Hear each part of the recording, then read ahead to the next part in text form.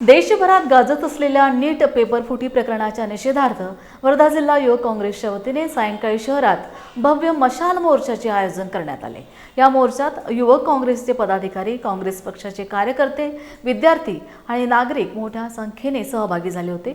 आंदोलकांनी केंद्र सरकार आणि केंद्रीय शिक्षण मंत्री धर्मेंद्र प्रधान यांच्या विरोधात जोरदार घोषणाबाजी करत त्यांच्या तात्काळ राजीनाम्याची मागणी केली। महाराष्ट्र प्रदेश युवक काँग्रेसचे उपाध्यक्ष तथा नागपूर विभागीय प्रभारी कपिल ढोके यांनी या मोर्चाचे नेतृत्व केले।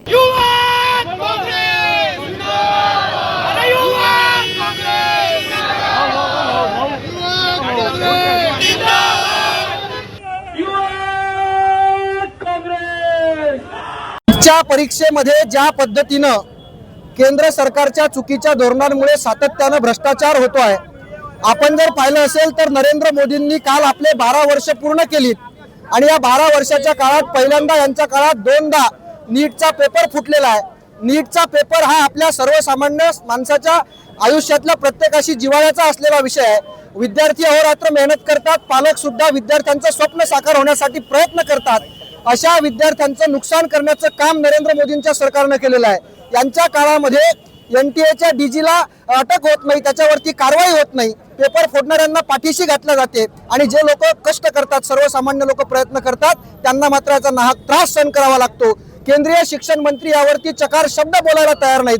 केंद्रीय शिक्षण मंत्री ही शिक्षण व्यवस्था हाताळण्यामध्ये सर्वतोपरी अपयशी ठरलेले आहेत। म्हणून वर्धा जिल्हा युवक काँग्रेसच्या आमच्या प्रत्येक पदाधिकाऱ्याच्या माध्यमातून हा युवक काँग्रेसचा मशाल मोर्चा धर्मेंद्र प्रधाननी राजीनामा दिला पाहिजे या मागणीसाठी नीटच्या परीक्षेत भ्रष्टाचार करून आमच्या विद्यार्थ्यांचं जगणं हराम करणाऱ्या सरकारच्या निषेधार्थ हा मशाल मोर्चा काढून या ठिकाणी आम्ही निषेध करत आहोत। आमची मागणी आहे की धर्मेंद्र प्रधान यांनी राजीनामा दिला पाहिजे। धर्मेंद्र प्रधानचा राजीनामा होईपर्यंत युवक काँग्रेस देशभरात ही लढाई तीव्र करेल आणि राजीनामा घेऊनच शांत होईल, एवढीच विनंती या माध्यमातून आपला इशारा या माध्यमातून सरकारला देतोय। युवक काँग्रेस